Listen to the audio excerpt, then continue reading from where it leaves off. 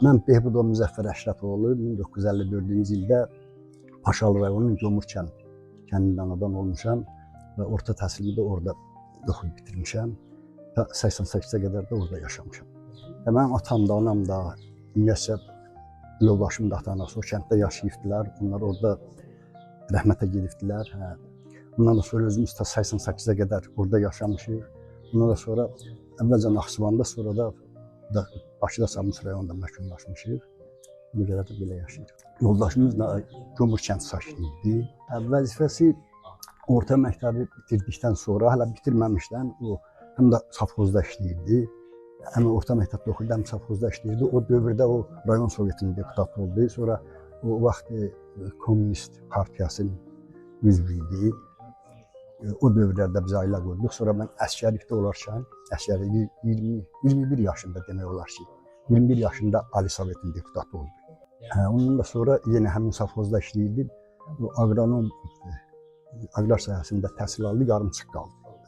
Mən təhsilim yarımçıq qaldı, bitirə bilmədik. Mən rayonda Texnika birliyində sürücü işləyirdim. Bir müddət orada sürücü işləyəndən sonra o qonşu Azərbaycan kəndi vardı. İndi orada Azərbaycanlılar yaşamır, Her kəndi.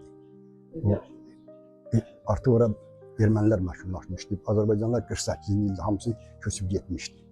O kənddə qoyun fermə müdiri işlədim il yarım və o da gəldi 88-də təsadüf elədi. İlahiylə də işim də yarımçıq qaldı, çıxdıq gəldik. Təzyiqlər seyrona çox olurdu, həddindən artıq olurdu.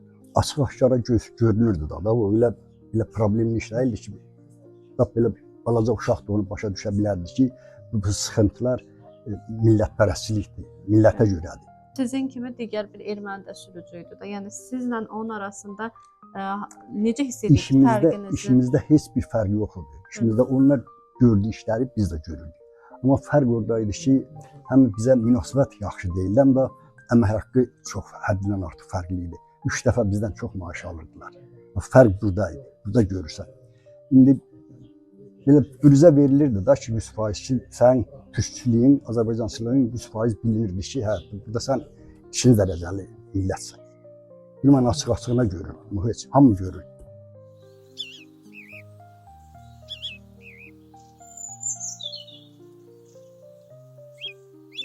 Tam da 48-ci ildə oradan köçübdülər, gəlibdilər Yevlağın mal binası kəndi var.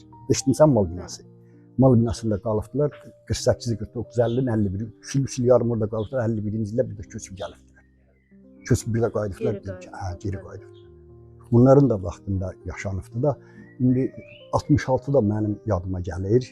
66-da da haradasa 11 yaşım vardı. Deyilənləri görürdüm, hiss edirdim. Məsələn, ona adam özü ağlı gəlib dolandan sonra özü öz yanında hüquqi qiymət verir də.